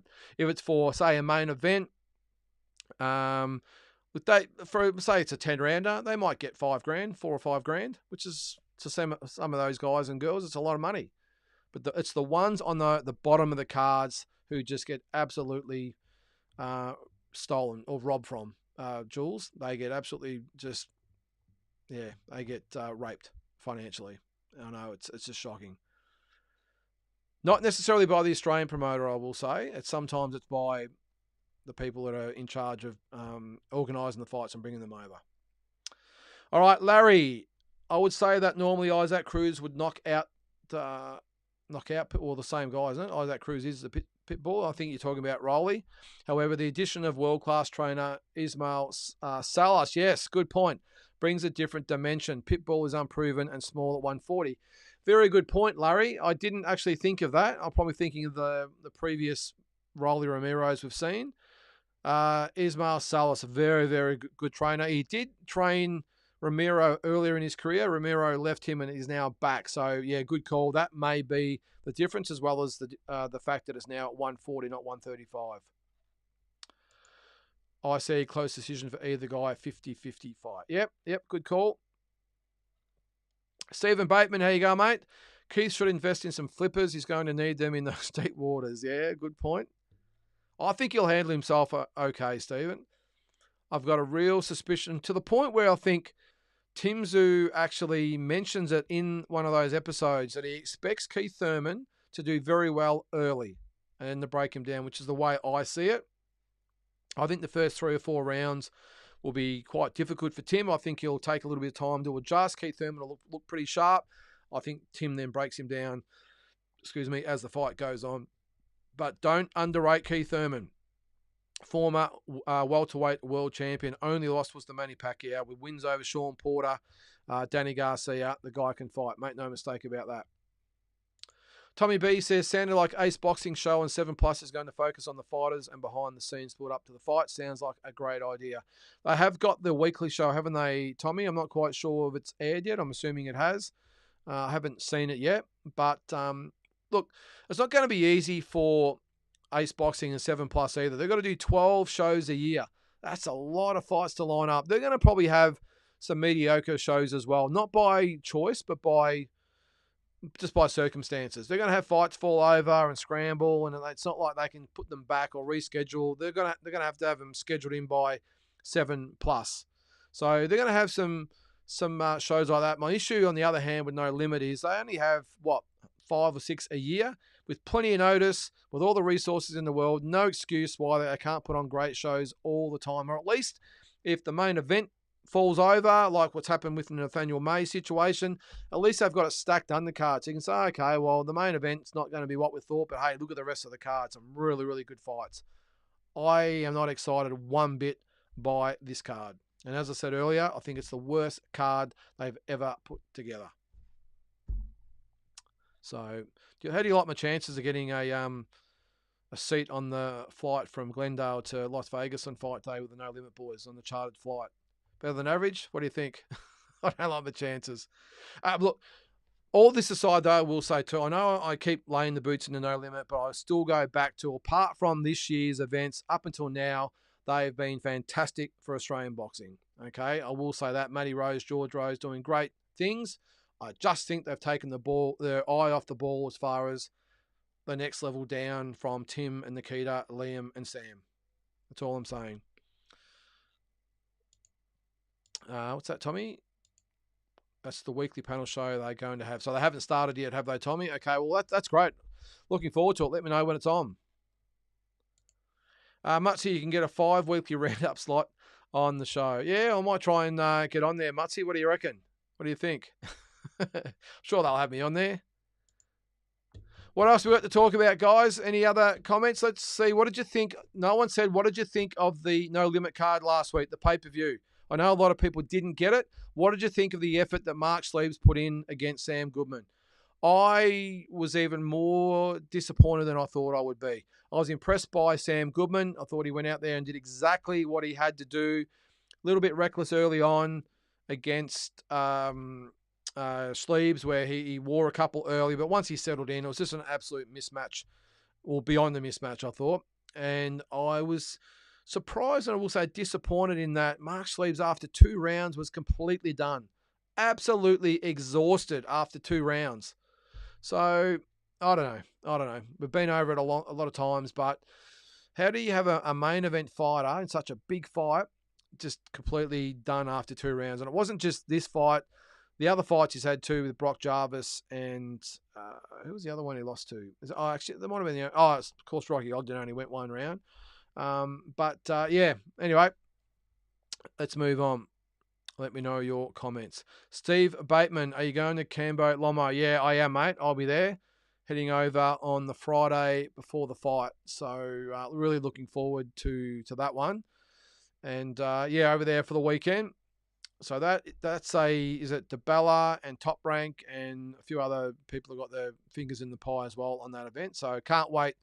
Steve, I'm really looking forward to seeing an awesome card of fights. You've got Shanika Johnson, Nina Hughes, Andrew Maloney, Quadros, as was spoken about, and of course, Kambosos and Lomachenko. I'm really looking forward to that main event. I think it's going to be an absolute cracker. All right, Jules, top effort. We criticised fighters not taking fights. Sleeves taken 3 massive risks. Yeah, look. Yeah, no, that's a good point, Jules. Hats off to him for not only taking the fights, but being the one that's really talked his fight up. He's done it. Brock Jarvis, he didn't do it because, of course, Brock Jarvis was the name on that promotion. The Jeff Fennick factor played a lot into it as well. So he didn't necessarily need to play it up as much. So I'll give him full credit for talking up the fight in the first place. But I can't say I'm not disappointed, Jules, by all the talking and all the build. I know a lot of it was for show, but I don't know. Did he fire a shot? Maybe he did. The first 30 seconds, I thought that was probably about all we saw in the whole fight. So, but I get your point. He took 3 massive risks. He's come up short, but he's taken the risks themselves. So credit for that. I'll never bad mouth a fighter for doing that. My motto in life's always been, if you talk it up, you got to back it up. So hence it was the actual slogan of my business. So anyway, but I respect your opinion there, Jules. Was it a fair stoppage? Yeah, it was actually, man. I know a lot of people online were saying it was a little bit early. It wasn't. Mark Sleeves wasn't throwing anything back for pretty much 2.5 rounds, basically, and more of the accumulation. I think his corner would have probably thrown it in pretty soon after that anyway. So I think it was a really good stoppage. Really good stoppage, actually. Sam Goodman, while he didn't hurt him or put him down, lots of shots getting through, and he was just the accumulation of those punches one after the other. And Mark Sleeves again wasn't fighting back. Pretty ironic, though, that as the referee stepped in to stop it, Mark Sleeves probably threw his best combination of the fight. So there you go. Big J, great. I'll see you in Perth. Yeah, it'd be good to see you over there. Big J, come and say good day if I catch you there. I think we caught up, didn't we, at the Cambosis and Haney fight. I remember first meeting you there. So, yeah, look forward to talking to you there, mate. Anyone else out there that's going to be there, if you see us, make sure you come up and say good day. Agree with the No Limit C-grade content on an A-grade production. Well, they've got all the tools, haven't they, Big J? So what's the excuse for not putting on quality shows? I don't get it. Still don't get it. Jules says, also agree that it was a good stoppage, as was the Hardman one. Always better to stop earlier than late. Yeah, that was the thing with Hardman, I thought too, Jules, is that was a really good stoppage. And it just came out of nowhere. But before that, Isaac was starting to slow down, starting to take some big shots. And when Savadra realised he had Hardman going, he just found a third win from nowhere. He just let them go. And I just don't think the referee had any choice. I know there was only about 3 or 4 seconds to go in the round, but referees are trained in that it's never about how long there is to go. It's what's in front of you right there and then. And end of the day, Isaac, his head snapped back 3 or 4 times in a row. He wasn't returning fire.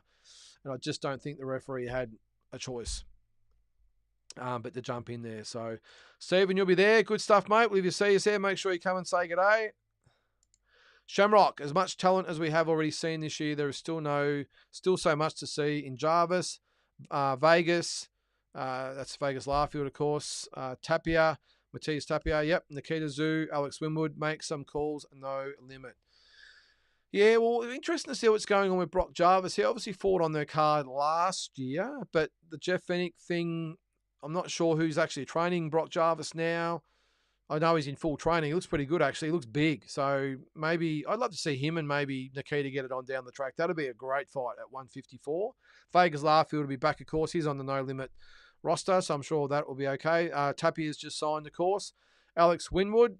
If I was No Limit, I'd be signing Alex Winwood 100%. Yeah, he is a little pocket rocket, Alex Winwood. Great young guy, and he can fight. Make no mistake about that. So some great Aussie fighters out there at the moment, which is why I've always said, why haven't No Limit created that pathway for all these guys? They've got the pathway now with these Wednesday night on Fox shows. I don't know why they're not jamming it full of these young guys headlining. They just can't fail. Aussies want to see these guys. And with all due respect to the fighters on Wednesday, I know Nathaniel May's got a lot of fans out there, but I think he's probably on the downside. The downside of his career, as Reynold Quinlan was last week or the week before, whatever it was. Why not have all these young guys headlining? This is what we want to see. All these. I want to see Brock Jarvis. I want to see Vegas Larfield. I want to see Matthias Tapia, of course, Nikita, and I want to see Alex Winwood, plus so many other great young talents out there. Why aren't they signing these guys up? I don't understand it. I don't get it. There's Luke, late to the party. Howdy, gents. How are you, Luke? Welcome to the show. Big J, yeah, talent pool very limited at No Limit. They are. 100% they are. When they first started, Big J, they seemed to have everyone. But I think what's happened is, and maybe the Paulo Acuso thing's in line with that, where because Tim just took off so quickly into the stratosphere of the world sort of scene. I think that might have taken him by surprise. Nikita's gone on really well. Of course, Liam's taken off. Not that Liam should be a big problem, or even Tim for that matter, because they're fighting on pay-per-views on other promotional cards. So that shouldn't really be an issue. I was just going to say maybe all those fighters have all taken off so quickly that they haven't had a choice but to take the eye off the ball of these lesser light sort of type of shows. But I don't know. I hope that's the case, and let's hope they get things back on track later in the year. But at the moment, BJ, I agree. The talent pool is very, very thin outside the big four that they've got at the moment, which is Tim, Nikita, Sam, and Liam.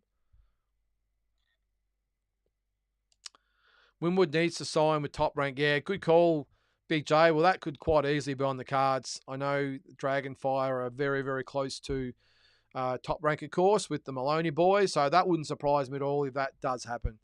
Or maybe, look, I wouldn't be surprised if Alex doesn't get a gig on the Lomachenko-Kambosos card. I'd be staggered if he doesn't. It's in Perth. He's a Perth fighter. He's obviously from the stable of Andrew and Jason Maloney as well. So I'd be really surprised if they don't get him on that card.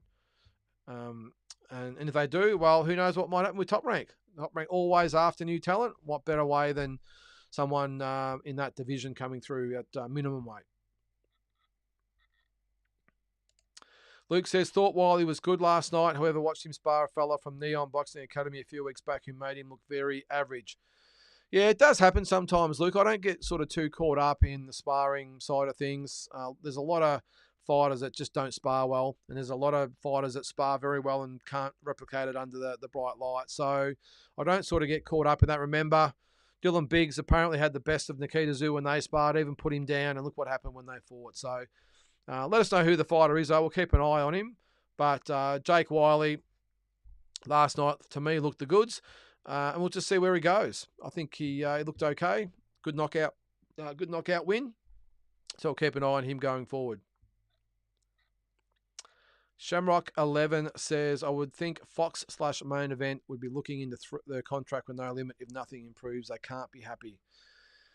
Yeah, look, maybe Shamrock, it's a case of we've got Tim and Nikita. So while we've got those fighters, we can pretty much do what we want, and Fox will let them do whatever they want. Let's face it, they can. I mean, at the moment, Tim is the biggest name in Australian boxing for some time. You could probably say George Kambosos has been up there, but I don't think he rates anywhere near even now like Tim is. And before that was Jeff Horn. So they've, again, got all the advantages. Put Nikita in there as well. I think Fox would, at the moment, definitely would be just okay with it. But look, anything can happen. I think the Fox guys will be looking carefully at what Ace Boxing's doing with 7 Plus, and also what Tasman is doing with DAZN. And they might say, okay, well, these guys, their cards are measuring up, yours aren't. But I don't think we've got anything to worry, or they've got anything to worry about for another year or two, Shamrock. But let's just see if they can right the ship. We'll give them every opportunity that we can, no limit. But again, I'll stand by that the shows just have not measured up so far. Jules, Jai Pataya, no. Oh, sorry, we'll go back there. Who would you sign? If you work for No Limit and given a blank check to sign anyone, who would you sign within reason? Yeah, well, it's got to be Jai Pataya, doesn't it? 100%. Look, this is a guy who obviously can fight. Great personality. Really good supporter base. Really good story behind him. So I think it's just a no-brainer. But if you're talking, sort of get on my sticky seat here. I think if you're looking at maybe someone apart from the upper echelon type of fighters, I think Alex Winwood is definitely one. Some of the I'm just trying to think. Jalen Tate is probably another. Just trying to look at who the other guys have got. For the girls, Shanika Johnson, I know she's with DeBella, but I think they've already got Vegas Larfield, of course, but I would definitely have Alex Winwood and Jalen Tate just off the top of my head. What's that there? Robbie Jones, how you going there, mate? Dana Coolwell's another one. Got a fight coming up this week. Looks like a good fight. Yeah, he does, Robbie. Really good fight. Actually, let's have just a quick look before we finish up for tonight. We'll go quickly over the fights that are happening this weekend. There's 7 shows this weekend. I'll get to a couple more comments before we go, but let's just have a quick look. So you've got this week. So, of course, we've covered Nathaniel May and Louis MacGyver. That's on Wednesday. Then on Saturday, we've got the show at Bankstown City Paceway. Looks like a good one as well, as I said earlier. We've also got the show in DY. Where's that? Is that Canberra or not? Oh, no, Sydney. Okay, yep. Astrid van der Slees, is it? She always does good shows, does Astrid. Met her a few years ago, so there's that one. We've also got the Caloundra RSL. That's the Dana Coolwell one. Good fight on the undercard is that one as well. Deanna Hobbs and Tawana Campbell. Good fight. And we've got Paul Alcuso, of course, Emmanuel Dunso, We've got one at Burwood, Brian Agina, Abdul Rahman. Not sure who's on the rest of that card. And then the Wildfighter card. I actually forgot that was on this weekend. Max Reeves, Adrian Rodriguez as the main event. Blake Wells, Arnel Tiempe, and a few of the other guys on there as well. And then, of course, the following Wednesday, the first 7+ ace boxing show. Taylor Robinson, Gloria Gallardo, Lewis Chadwick, Ben Horn. You can see there, Beck Hawke is still on that card, but that will not happen. So some good fights coming up.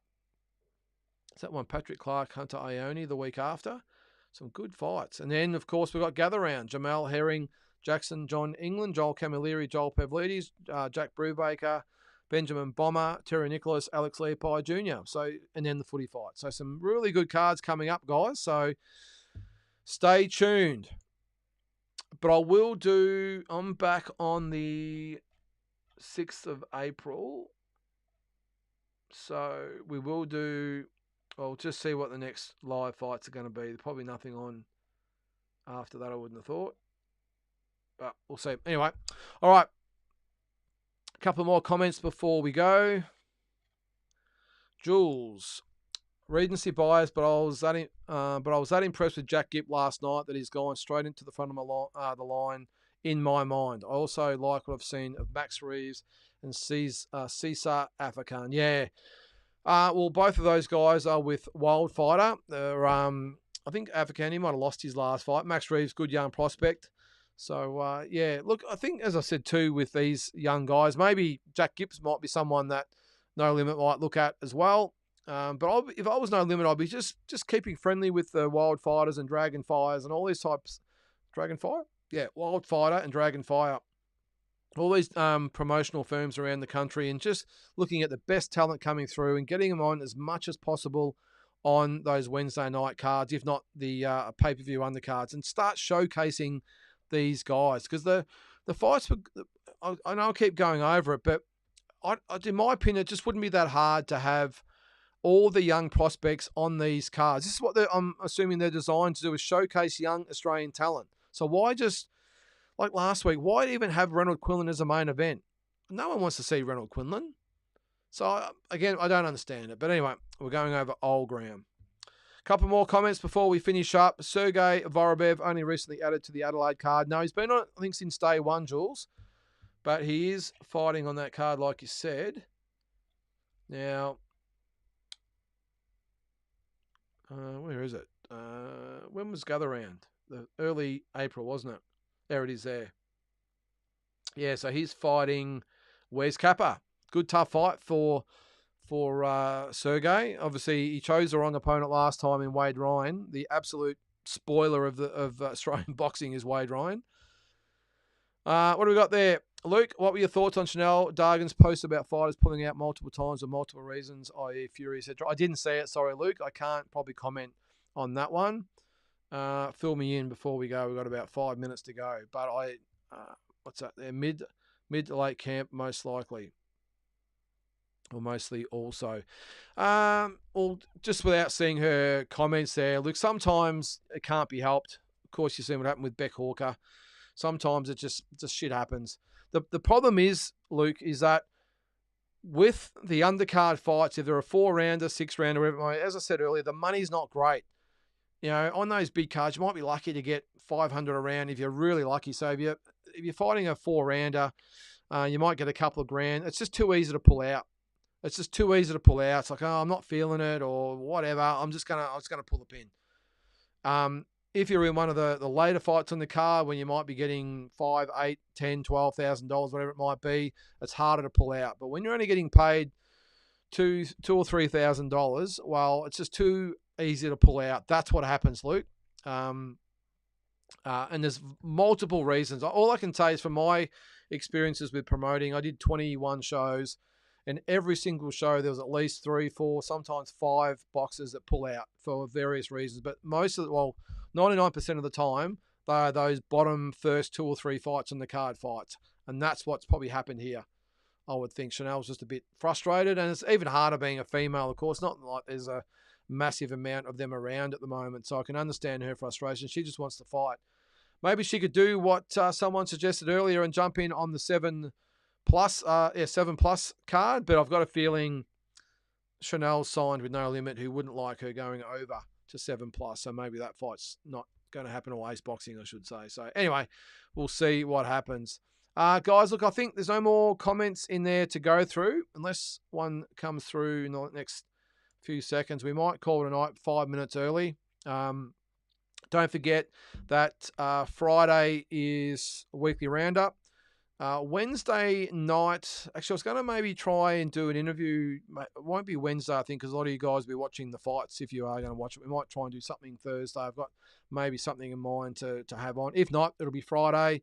And, I'm off the following Tuesday. So I'll be here next Monday night as usual, and I'm gone on the Tuesday. And I've got a bit of content that I'll be doing while I'm over there for all you guys and girls that are watching, the daily updates, and maybe a live as well in there, as I said, after the fights, before the fights, whatever sort of comes of it. But either way, there'll be plenty of footage coming back from the States. So, guys, thanks very much for joining in. Always a pleasure to have you watching. Make sure you like and subscribe, and we'll see you next time.